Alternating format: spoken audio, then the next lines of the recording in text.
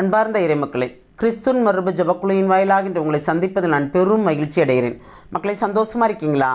நிறைவாக இருக்கீங்களா? மகிழ்ச்சியாக இருக்கீங்களா? மன அமைதியாக இருக்கீங்களா? மக்களே, ஒவ்வொரு நாளும் ஒவ்வொரு விதமான மகிழ்ச்சி, ஒவ்வொரு விதமான ஆசீர்வாதம் தந்து அவர் நம்மளை நிறைவுபடுத்துகிறார். இன்று அவர் நமக்கு என்ன இறைவார்த்தை தருகிறார் பார்ப்போமா? திருத்தூதர் பவுல் கொலைசியருக்கு எழுதிய திருமுகம் அதிகாரம் 2 இறைவார்த்தை 8-10 முடிய. போலி மெய்யாலும் வீணான ஏமாற்று பேச்சாலும் உங்களை யாரும் கவர்ந்து கொள்ள விடாதீர்கள். அவை கிறிஸ்துவை அல்ல, மனித மரபுகளையும் உலகின் பஞ்சபூதங்களையும் சார்ந்தவை. அவற்றை குறித்து கவனமாயிருங்கள். இறைத்தன்மையின் முழு நிறைவும் உடலுருவில் கிறிஸ்துவுக்குள் குடிக்கொண்டிருக்கிறது. அவரோடு இணைந்திருப்பதால் நீங்களும் நிறைவு பெறுகிறீர்கள். ஆட்சியாளர், அதிகாரம் கொண்டோர் அனைவரும் அவருடைய கட்டுப்பாட்டுக்குள் உள்ளனர். Praise the Lord. ஏனென்றால் போலியான வார்த்தை, அந்த போலியை மெய்யாக சொல்கிற மாதிரி சொல்லுவாங்களாம். அப்போ போலியே உண்மையை போல் அவங்க சொல்லும்போது வீணான அதை தான் ஏமாற்று பேச்சு, யாரும் உங்களை கவர்ந்து கொள்ள விடாதீர்கள். ஏன்னா திருப்ப அதை தான் சொல்கிறாரு. அவை கிறிஸ்துவை அல்ல, மனித மரபுகளையும் உலகின் பஞ்சபூதங்களையும் சார்ந்தவை. அவற்றை குறித்து கவனமாக இருங்கள். ஏனென்றால் அவர்கள் நம்மளை குழப்புவதற்காகவே நாம் படுகின்ற துன்பங்கள் அனைத்தும், நீங்கள் இந்த துன்பம் ஏன் படணும், நீங்கள் இப்படி இருந்தால் நீங்கள் இப்படி நிறைவாக வாழலாம், இந்த துன்பமே தேவையில்லையே அப்படிங்கிற மாதிரி பேசுவாங்க. அப்போ இவ்வுலகை சார்ந்ததை பற்றி தான் அவங்க பேசுகிறான்னு சொல்கிறார் இறை வார்த்தையிலே. அப்போ நாம் எப்படி இருக்கணும்? கவனமாக இருக்கணும். இறைத்தன்மையை முழு நிறைவு அடையணும்னா நாம் கிறிஸ்துவோடு தான் இணைந்திருக்கணும் அப்படிங்கிற ஒரு தன்மை நமக்குள்ளே இருக்கணும்.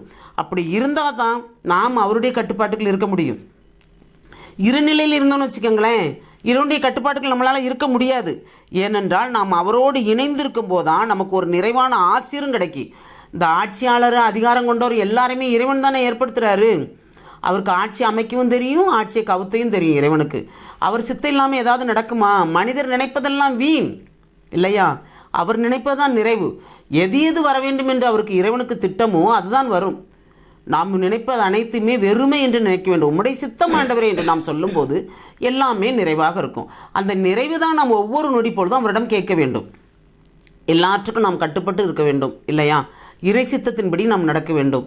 இறை சித்தம் என்ன என்று நாம் அறிய வேண்டும். என்ன துன்பம் வந்தாலும் ஏற்றுக்கொள்ள வேண்டும். என்ன நோய் நொடி வந்தாலும் இறைவன் நம்மளோடு இருக்கிறார், அவர் நம்மளை பார்த்துக்கொள்வார் என்று நாம் இருக்கும்போது எல்லாமே ஒரு நிறைந்த தன்மையாக மாறும் இல்லையா? அப்போ நம்ம என்ன சொல்கிறார் அவர்? இறைத்தன்மையோடு இருக்கும்போது, இறை சித்தத்தோடு அவரோடு வழிநடக்கும்போது நம்மளை யாரும் ஏமாற்ற முடியாது. ஏனென்றால் நாம் விவேகத்தோடு நடந்து கொள்வோம். ஞானம், நுண்ணறிவு அவர் தந்து நம்மளை நிறைவாக ஆசீர்வதிக்க ஜெபிப்போமா?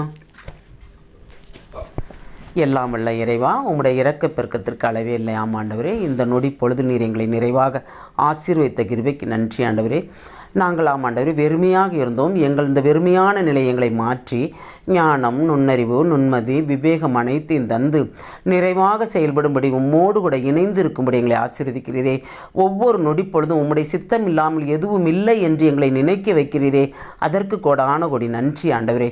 யாருக்கு என்னென்ன தேவை என்று நினைக்கிறார்களோ அதை அனைத்து நீர் செய்து கொடுக்க போகிற அந்த கிருபைக்கு நன்றி ஆண்டவரே. ஏனென்றால் எப்பொழுதும் நாங்கள் உம்மை கேட்பது தலைவனின் கண்களை பணியாளன் கரங்கள் எதிர்நோக்கி காத்திருப்பது போல் இறைவா, உம்முடைய இரக்கம் உம்முடைய இறைமக்களுக்கு கிடைக்க வேண்டும்.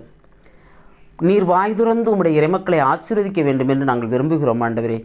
இதை நீர் செய்ய போகிற எங்கள் விருப்பத்தை நீர் நிறைவேற்ற போகிற அந்த கிருபைக்கு நன்றி கூறி எங்களை முழுமையாக உம்முடைய இரக்கத்துக்கு ஒப்புக் கொடுக்கிறோம். ஜெபங்கேக்கும் நல்ல பிதாவே. ஆமேன், ஆமேன், ஆமேன்.